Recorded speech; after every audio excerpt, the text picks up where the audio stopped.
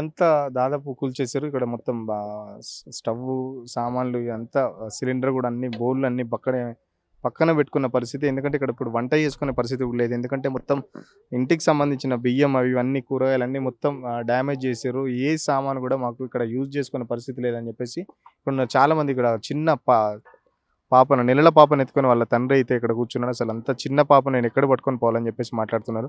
చూద్దాం, వాళ్ళతో మాట్లాడే ప్రయత్నం చేద్దాం. ఎక్కడికి వెళ్తున్నారు మరి? ఇప్పుడు బిల్డింగ్ మీ ఇల్లు కూల్చేసారు కదా? ఎక్కడికి వెళ్తాం సార్, మాకు ఈ తప్ప ఇంకా మాకు వేరే దారి లేదు. వాన వచ్చినా రాత్రి చీకటి కరెంట్ లేకుండా కూడా ఈ 3 రోజుల నుంచి తిప్పలు పడుతున్నాం. ఇక్కడ మాకు అన్నం లేదు సరిగా, తిండి లేదు తినడానికి. మేము కూలి పని చేసుకొని బతికేటోళ్ళం అడ్డ మీద. ఏదో ఇంత చేసుకొని ఇక్కడ బతుకుతున్నాం. మాకు నోటీస్ రాలేదు, ఏం ఇవ్వలేదు. మాకు ఖాళీ చేయమంటే మాకు ఒక మాట, ఒక గంట ముందు, ఒక 10 నిమిషాల ముందు చెప్తే ఆయన మీరు రూమ్లో సామాన్ తీస్తుండే. పడుకొని ఉన్నాము. తెల్లవారుజామున 6 గంటలకు ఆదివారము వచ్చేసి మొత్తం దన్న పొల్ల కొట్టేసారు. మాకు ఏమైనా మాట్లాడడానికి కూడా ఛాన్స్ ఇవ్వలేదు పోలీస్ వాళ్ళు. ఏమైనా మాట్లాడదామంటే నెట్టేసారు. మాకు బయట ఉన్న సామాన్లు సగం పోయినాయి, సగం సామాన్లు ఉన్నాయి. ఇప్పుడు ఏం చేస్తాం సార్, మా బతుకులు ఇట్లా అయింది. ఎక్కడ తింటారు మరి? 3 రోజుల నుంచి పిల్లలు ఎట్లా ఉంటారు? చిన్న పిల్ల ఉన్నది లేదు సార్ మా దగ్గర. చిన్న పిల్లలు ఎత్తుకుంటున్నాము, మంట పెట్టుకుంటున్నాము. ఇంకా వర్షం వస్తే పైన కవర్ కప్పుకొని కూర్చుంటున్నాం సార్. ఇదే ప్లేస్ లో ఇక్కడే ఉంటున్నాము. అన్నం అంటే ఒకరు అడిగిన బియ్యం వచ్చేటోళ్ళు కొంచెం ఇచ్చిపోతున్నారు, కోటరు బియ్యం అవి వండుకొని తింటున్నాము. మా దాని డబ్బులు లేవు, ఏం లేవు అసలు. మేము ఇక్కడ ఉండి 10 సంవత్సరం అయ్యి సార్. ఈ చెరువులా అంత చెట్లు ఉన్నాయి, అంత పురుగులు వచ్చినా కూడా అంత కొట్టేసి మేము బతుకుతున్నాం ఈ ప్లేస్లో.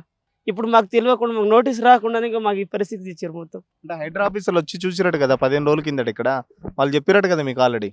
మాకు వాళ్ళు చెప్తే మేము ఏమైనా ఇదా సార్, మేము పెద్ద బిల్డింగ్ కట్టలేదు, చిన్న చిన్న గుడిసెలు వేసుకొని బతికినాం. ఇక్కడ మాకు చెప్తుంటే మేము ఏమైనా బొక్కగానే పోతుండే. మాకు ఎవరు చెప్పలేదు, మాకు నోటీస్ కూడా రాలేదు. జోలికి వస్తున్నాడు సార్. మేము ఏడపోయి బతకాలి చెప్పండి? పెద్దవాళ్ళు పేద బిల్డింగ్ కుల్ల కొడితే ఒక లెక్క ఉంటుంది. ఈ గుడిసెల పొల కొడితే ఏమొస్తాయి సార్? ₹1 వస్తాయి గుడిసెల పొల కొడితే. ఆ బిల్డింగ్ పొల కొడితే అయినా ₹10 జేబులో వేస్తారు. మా పేదలు ఒక ₹10 జేబులో మాకు ఉండదు. మాకు అసలు పరిస్థితి మాది. ఇట్లాంటి బతుకులకు వాళ్ళు తరిమి కొడితే మేము ఏడపోవాలి? హోటల్లో తీసుకుని వచ్చి తింటున్నాము. ఎవరు మాకు ఇస్తున్నారా? 3 రోజులు అట్లా ఉన్నాము. మరేం చేస్తాము? పిల్లలు పట్టుకుని ఉన్నాము. సామాన్ ఎంత ఖరాబ్ అయిపోయినది, అంత తీసినాము. ఇగో అట్లా గుడిసె కట్టి ఉంచినాము. వర్షం వస్తే తడిసిపోతుంది కదా, అన్ని తడిసిపోయింది. అంత లోపల పెట్టినాము. ఈ రోజే కట్టినాము అవి. మరేం గుడిసెలేసుకొని ఇక్కడనే ఉంటారుగా, మళ్ళీ వచ్చి మళ్ళీ గుల్ల కొడితే ఏం చేస్తారు? ఎక్కడ ఇల్లు దొరికితే వెళ్ళిపోతాము. ఇల్లు దొరకలేదు. ఇవి అన్ని కొట్టేసిన ఇల్లు కిరే ఎక్కువ చెప్తున్నారు, ఎక్కడ దొరకదు. చెప్పలేరు. వెళ్ళిపోండి అంటే వెళ్ళిపోయేటోళ్ళం. మళ్ళా జాగా ఉన్నోళ్ళు ఫ్రీ జాగాలా ఉన్నాము. ఏదో పని చేయడానికి వచ్చినాం, బతికేనికి. కూలి పని చేసుకుని బతికేటోళ్ళము. ఒక రోజు దొరుకుతుంది, ఒక రోజు దొరకవు పని. మళ్ళీ ఇప్పుడు పని లేదు, మాతో నా డబ్బులు లేదు, మాతో నా బియ్యం లేదు, ఏం లేదు. ఎటు పోవాలి ఏంది? మళ్ళీ ఏమన్నా చూపెట్టాలి కదా సార్ దారి. వెళ్ళిపోండి అంటే పోతుంటేవి. మా శవం సగం అండ్లా పోయింది, సగం బయట ఉన్నాయి. ఇప్పుడు 3 రోజుల నుంచి కరెంట్ లేదు, నీళ్లు లేవు. ఎక్కడి నుంచి తింటారు? ఏడ తింటారు? ఏడ పడుకుంటారు? ఒక బియ్యం ఏడ ఆడుకొచ్చినాం, ఒక వండినాం, ఒక మిరపప్పు పొడితోనా కొద్దిగా వేసుకొని తిన్నాం. మళ్ళీ డబ్బులు కూడా లేవు ఊరికి పోవాలంటే. ఆ ఫ్రీ బస్ పెట్టిండు, బస్ మీద పోవాలి అంటారు ఏమలా. ఏ క్లాసు? 7th. పోతున్నా స్కూల్కి 2 రోజుల నుంచి. మరి ఇల్లు కూలగొట్టిండ్రుగా, తినడానికి ఏం లేకపోవట్లేదు. ఏమనిపిస్తుంది కూలగొట్టింటే? ఇంకా బాధ అనిపిస్తుంది. ఇంకేం చేస్తాం? ఎన్ని సంవత్సరాల నుంచి ఉంటున్నాను? 12 సంవత్సరాలు అయ్యింది. తెలియదా మరి ఇది చెరువు ఇది అని చెప్పేసి? ఇప్పుడు మీకు కిరాయి ఇచ్చిన ఆయన తెలియదు ఇదంతా చెరువులో కట్టిర్రు అని చెప్పేసి ఆఫీసర్లు వచ్చి కూలగొట్టిరు కదా? కూలగొట్టిండ్రు, హైడ్రా కూలగొట్టిందని తెలుసు, నాకు ఇంకేం తెలియదు. ఇంకా మమ్మల్ని ఏం చెప్పిండ్రు, మొత్తం తీసేసుకోండి ఏమైనా ఉంటా అని చెప్పన్నారు. ఇంకా మొత్తం తీసుకునేసరికి వచ్చి కూలగొట్టేసిండ్రు. ఎంత ఏడ్చినా ఇచ్చిండ్రు, కొంచెం ఏమో ఇచ్చిండ్రు, ఇంకా కొంచెం అక్కడే ఉండిపోయినాయి. ఇప్పుడు సామాన్లు మరి బట్టలు ఖరాబ్ అయినాయి, ఇంకా చౌలీలు అవి ఉంటాయి కదా, అవి కూడా ఖరాబ్ అయిపోయినాయి. మొత్తం సగమే తీసుకునేగలం. ఇంకా సామాన్లు పెద్ద పెద్దవన్నీ తీసేసుకున్నాం. ఇంకా బంగారం అట్లా ఇంట్లోనే ఉన్నాయి. ఇంకా మరి ఎక్కడ పోతారు మరి? ఇప్పుడు ఇక్కడ ఉండొద్దని చెప్తారు కదా, మళ్ళీ ఎడికి పోయి ఉంటారు మరి? ఇంకేడుకోవాలి, ఇంకా ఎక్కడ లేదు కదా, ఇంకేడ లేదు, ఎక్కడికోవాలో అర్థం కావట్లేదు. సామాన్లు ఏమేమి ఖరాబ్ అయినాయి? ఇంట్లో మొత్తం ఖరాబ్ అయిన ఏళ్ళు కట్టుకుని బట్టలతో బయటకు వచ్చి నిలబడ్డాం. అవి అన్ని నిన్న ఇవాళ అవి అన్ని చెక్కలు తీసుకొని ఏడుకుంటూ చూడండి. అవి ఒక్కొక్కటి తెచ్చుకొని బయట పెట్టుకున్నాం. ఏముంది, అన్ని పగిలిపోయి డింగానైపోయింది. ఎవరు ఉన్నారు తినటానికి?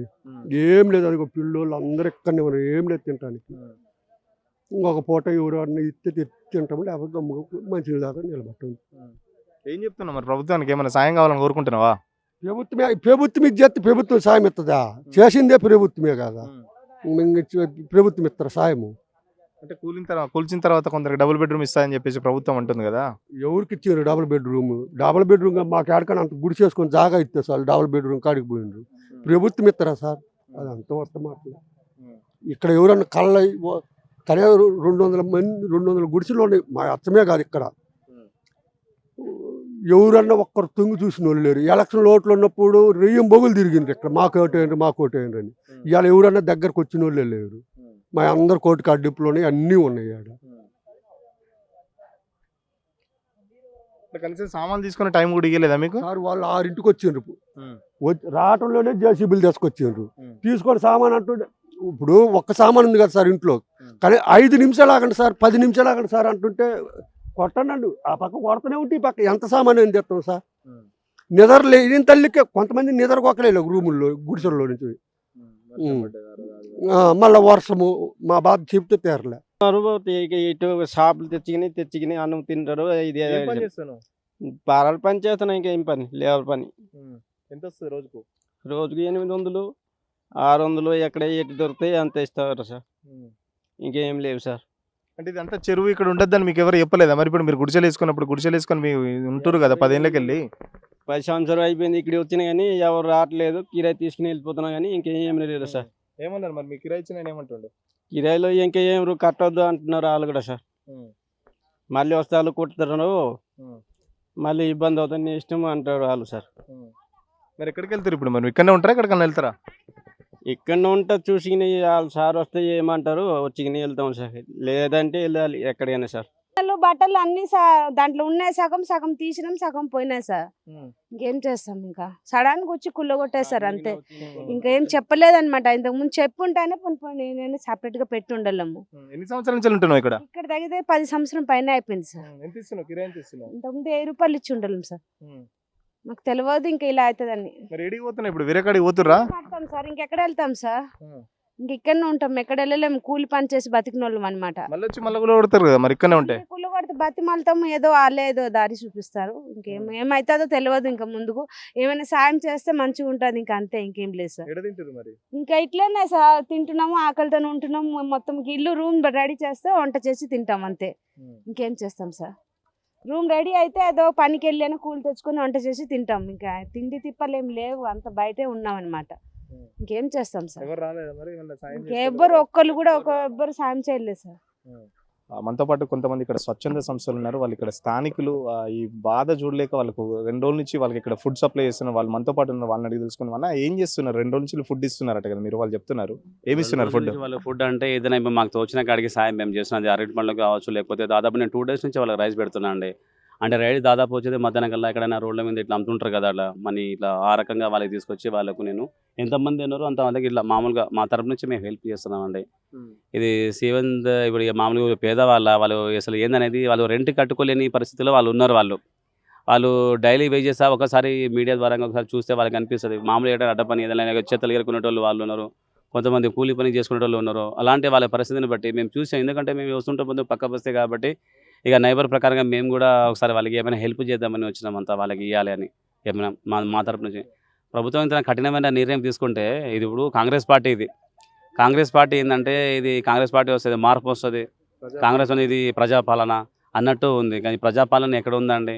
బడా బాబులు కొన్ని అపార్ట్మెంట్స్ అట్లనే ఉండిపోయినాయి. అవి ఏమి ఇట్లా ఎటువంటి విల్లాస్ కావచ్చు, ఇంకా పెద్ద మినిస్టర్ హోమ్ అది ఫామ్ హౌస్ కావచ్చు, ఇంకా పెద్ద వాళ్ళు ఇప్పటికీ ఒక ప్రకటన అయితే చేసింది. ఎందుకంటే ఆల్రెడీ ఇప్పుడున్న ఇల్లులు FTL కానీ బఫర్ జోన్లో ఉన్న ఇల్లులు వదిలేస్తాం, కొత్త కన్స్ట్రక్షన్ ఏమైనా కడితే దాని సంగతి చూస్తామన్నారు.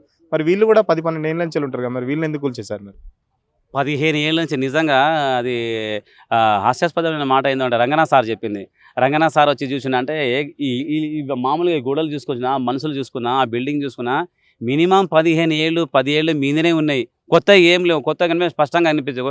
ఇదిగో ఇట్లా కొత్త కొన్ని ఏదైనా ఉంటే కనిపిస్తూ ఉంటాయి. కొత్త దీంట్లో కొత్త ఏం కనిపిస్తున్నాయి? కూలి కొట్టడానికి ఈ గుడిసెలు కొత్తగా ఉన్నాయా? అవన్నీ పాతగానే ఉన్నాయి. ఎందుకంటే కళ్ళారా వాళ్ళు మీరు చూస్తూ ఉన్నారు. మీరు ఆ పిల్లలు కానీ, ఆ బట్టలు కానీ, ఆ లేడీస్లు కానీ ఎటువంటి లేకుండా వాళ్ళకి అన్నీ ఉన్నాయి. కొత్త ఏం లేదు. మినిమం మేము కళ్ళారా చూస్తున్నాం. 10 ఏళ్ళ నుంచి మీదనే ఉన్నారు. కొత్త ఏం లేవండి. ఇవన్నీ రంగనాథ్ సార్ కంటికి కనిపిస్తలేమో. రంగనాథ్ సార్ ఒకసారి మీరు చూడండి, మీ కఠిన నిర్ణయం వల్ల ఎంతో మంది బలి అయిపోతున్నారు. రీసెంట్లీగా మీరు తీసుకునే నిర్ణయం వెనుక ఒక కుటుంబం మొత్తం బలి అయిపోతుండే. ఏదో మేము స్థానికులందరం దగ్గర ఉండి ఆ అగ్గిపెట్టె కానీ ఆ పెట్రోల్ కానీ అవన్నీ తీసుకొని మేము మార్పేసినాం. ఇందుకు ఇవన్నీ అన్ని ఛానల్లో ఉన్నాయి. రంగనాథ్ సార్ ఒకసారి ఆలోచించి, ఎందుకంటే మీరు తీసుకునే హెడ్లైన్ అది సక్సెస్ కావచ్చు, ఫెయిల్యూర్ కావచ్చు, ఏదైనా కానీ మీరు చూడాలి, ఒకసారి పేదల బతుకుల గురించి చూడాలి. దాని ప్రభుత్వం కూడా అంత కఠిన నిర్ణయంతో ఒకసారి మార్చుకోవాలని మేము విజ్ఞప్తిస్తున్నాం ప్రజలకు. పోతున్నా మరి ఎందుకు పోలే? వేరు పోలే ఈరోజు పని చేయాలని పోలేదు. ఎక్కడ మీలు కూలగొట్టిరా? కూలగొట్టి ఏమేం ఖరాబ్ అయింది మొత్తం ఇంట్లో? సగం బట్టలు పోయింది, సగం అన్ని పోయింది. స్కూల్ ఏం పోదా అని ఉండిపోయినాం. ఏ స్కూల్? గవర్నమెంట్ స్కూలా ప్రైవేట్ స్కూలా? Government school ZBHS Madhapur 7th class. ఏమేం ఖరాబ్ అయినాయి ఇంట్లో సామాన్లు? బట్టలు, ఇంకా బియ్యంలు, బకెట్లు గిట్లు, ఇంకా కొన్ని బుక్స్ ఖరాబ్ అయినాయి. మరి ఎడ తింటున్నావు ఇప్పుడు? 2 రోజుల నుంచి బియ్యం గియ్యం అన్ని పోయినాయి కదా, ఎడ తింటున్నావు? అమ్మ ఎడ వంట చేసే పరిస్థితి ఉన్నదా ఇంట్లో? షాప్ లో కొనుగోలు చేస్తున్నాం, హోటల్లో అది తింటున్నాం. వాన పడితే ఇక్కడ వినాయకుడి కాడ పనుకుంటున్నాం అంతే. తెలుసా ఇదంతా ఎవరు చేస్తారో తెలుసా? ఇదంతా ఎవరు చేసిరు ఇదంతా? కూల్చేతలు రేవంత్ రెడ్డి. దాదాపు మా పరిస్థితి చాలా ఘోరంగా ఉంది. ఎందుకంటే 2 రోజుల నుంచి కరెంట్ లేదు, వాటర్ లేదు, అసలు మొత్తం రాత్రంతా చీకట్లే ఉంటున్నాం. పక్కన చెరువు ఉంది కాబట్టి చాలా వరకు పాములు పురుగులు అన్నీ వస్తున్నాయి. చిన్న చిన్న పిల్లలు ఇప్పుడే చూస్తున్నాం కదా మనం. ఆ 3 months బాబుని ఎత్తుకొని వాళ్ళ ఫాదర్ ఎట్లా మాట్లాడుతున్నారంటే అసలు నా పరిస్థితి దారుణంగా ఉన్నది. కనీసం మాకు ఏదన్నా ఒక గంట 2 గంటల ముందు మాకు చెప్తే కనీసం సామాన్లు అన్నా కనీసం మేము బయట పెట్టుకునే వాళ్ళని. చూస్తున్నాం కదా మొత్తం ఇక్కడ సామాన్లు అంతా డ్యామేజ్ అయినాయి. ఎక్కడికక్కడ ఆ సామాన్లన్నీ పక్కన పెట్టుకునే పరిస్థితి. మొత్తం చిన్న షెడ్స్ లాగా వేసుకొని రేకులు వేసుకొని ఇక్కడ టెంపరీ షెడ్స్లో వీళ్ళు ఉంటున్నారు. కనీసం మాకు ఒక ముందస్తు సమాచారం ఇచ్చినా మీకు కనీసం ఒక నోటీస్ లాంటిదో ఒక 15 రోజుల ముందో మీరు ఈ టైంకి వరకల్లా ఖాళీ చేస్తారని చెప్తే మేము ఖాళీ చేసి వేరే కాడికన్నా వెళ్ళిపోతాం. వేరే దగ్గర ఎక్కడ ఉంటే గుడిసెలు వేసుకుంటాం. బయటికి వెళ్ళి ఆ రెంట్లు కట్టలేని పరిస్థితి ఉన్నది కాబట్టే కదా మేము గుడిసెలు వేసుకొని ఉంటున్నాం. కనీసం వేరే ఏదైనా ఖాళీ జాగా చూపెడితే అక్కడ పోయి ఆ గుడిసెలు వేసుకునే పరిస్థితే ఉంది. కానీ మళ్ళీ రెంట్లు అయితే మేము వేలు కట్టలేని పరిస్థితి ఉంది. మేము ఏదో కూలీనాలు చేసుకునే పరిస్థితి కాబట్టి కనీసం ఈసారైనా కంపల్సరీ ఎవరైనా ప్రభుత్వం కానీ ఇప్పుడే కొన్ని స్వచ్ఛంద సంస్థలు వాళ్ళు వచ్చి ఫుడ్ పెడుతున్నారని చెప్తున్నారు. ఎందుకంటే ఫుడ్ కూడా వడుకునే పరిస్థితి లేదు. ఎందుకంటే మొత్తం టోటల్ డ్యామేజ్ అయిన పరిస్థితి. బయట నుంచి వెళ్ళి హోటల్ నుంచి వెళ్ళి తెచ్చుకుంటున్నాం. లేకపోతే ఏదన్నా ఎవరైనా వస్తే కొంచెం నిన్న మొన్న అయితే కొంచెం వేరే వాళ్ళు వచ్చేసి స్వచ్ఛంద సంస్థలు వచ్చి వాళ్ళు ఫుడ్ కూడా పెట్టారని చెప్పేసి మా బాధలు చూసి టీవీలలో చూసి కొందరు వచ్చి ఆ ఫుడ్ కూడా పెడుతున్నారు. లేకపోతే మా పరిస్థితి ఇంకా దారుణంగా ఉండేది. ఇప్పటికైనా ముఖ్యమంత్రి దీని గురించి ఆలోచించి మాకేమన్నా వేరే ఆల్టర్నేట్ డబుల్ బెడ్రూమ్లా లేకపోతే ఇంకేదైనా వేరే ఏదైనా ఖాళీ జాగా చూస్తే అక్కడ మేము ఆ గుడిసెలు వేసుకొని ఉంటామని చెప్పేసి ఇక్కడ బస్తీవాసులు చెప్తున్నారు. 100% రాజుతో సురేష్, సిగ్నల్ టీవీ, హైదరాబాద్.